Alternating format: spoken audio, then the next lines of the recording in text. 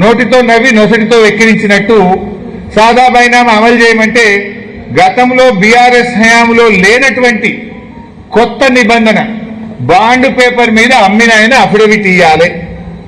నేను అడుగుతున్నా, 8,92,000 మంది రైతులు దరఖాస్తు పెడితే ఒక్కలన్నా అఫిడవిట్ ఇచ్చిందా? ఒక్క రైతు కన్నా నువ్వు పాస్బుక్ ఇచ్చినావా? మోసం చేసినావు నువ్వు రైతులు. ఆ రోజు మేము ఇచ్చినాం.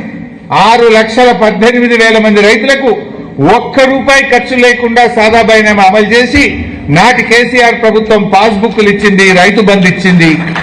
కానీ నువ్వు ఒక్కరికి కూడా ఇవాళ సాదా బైనామా చేయలే. రైతుల్ని మోసం చేస్తా ఉన్నావు. ఎస్సీ ఎస్టీలకు పట్టాలు ఇస్తాను మోసం చేసినావు.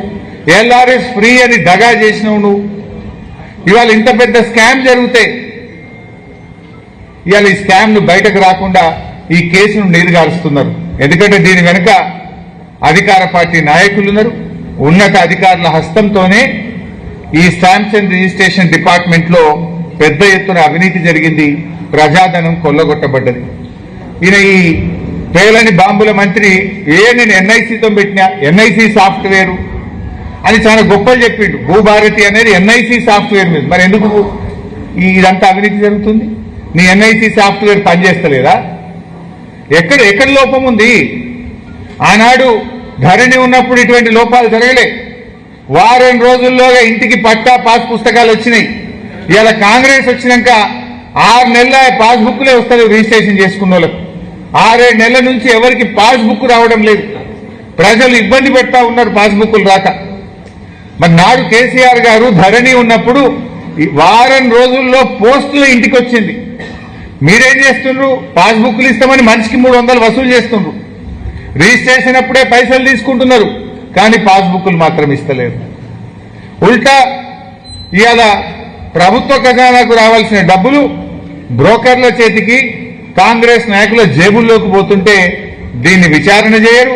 అసలైనటువంటి దొంగల్ని పట్టుకోకుండా ఇవాళ కేసును నీరుగారుస్తున్నటువంటి పరిస్థితి ఉన్నది.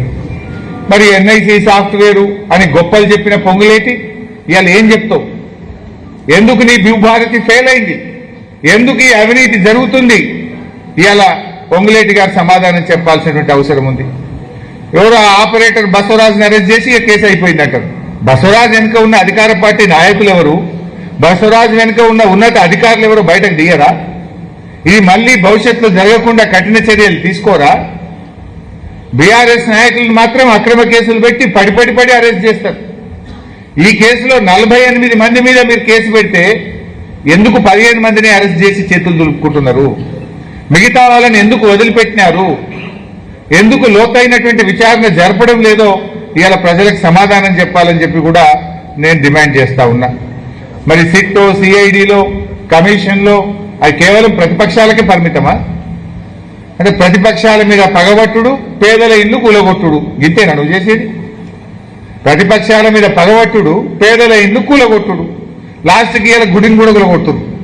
ఇక నిన్నటిదాకా ఇల్లు కూలగొట్టిండ్రు. కేసీఆర్ గారు కట్టించిన శారదా పీఠాన్ని కూలగొట్టమని పొద్దుగాల పోలీసులు పోయింది. మళ్ళీ అటు పోయినా, అందుకే లేట్ అయినా నేను ఇవాళ. ఇక నిన్నటిదాకా ఇల్లు కూలగొట్టుడు అయిపోయింది, ఇలా గుళ్ళు కూడా కొడతాడ. కేసీఆర్ ఆనవాళ్ళు మారుస్తా అంటే కేసీఆర్ గారు కట్టించిన గుడి కూడా కూలగొట్టాడు రేవంత్ రెడ్డి. ఇదేనా ఆనవాళ్ళు మార్చడంటే? అందువల్ల నేను పొద్దున అనుకోకుండా అటు పోతే గంటన్నర లేట్ అయినా క్షమించాలి మీరందరూ కూడా. అయితే ఇలా 2.5 ఏళ్ల కాంగ్రెస్ పాలనలో ముఖ్యమంత్రి, మంత్రుల ఆస్తులు పెరిగినాయి, పేదల బతుకులైతే మారలే. రైతు బంధు రాదు, కళ్యాణ లక్ష్మి చెక్కులు రావు, బోనస్ రాదు, కేసీఆర్ కిట్ రాదు, పంటల బీమా రాదు. మంత్రులకు మాత్రం ఆస్తులు పెరుగుతున్నాయి, ముఖ్యమంత్రి ఆస్తులు పెరుగుతున్నాయి. ముఖ్యమంత్రి అన్నదమ్ముల ఆస్తులైతే ఇవాళ అడ్డగోలుగా పెరుగుకుంటా పోతున్నాయి.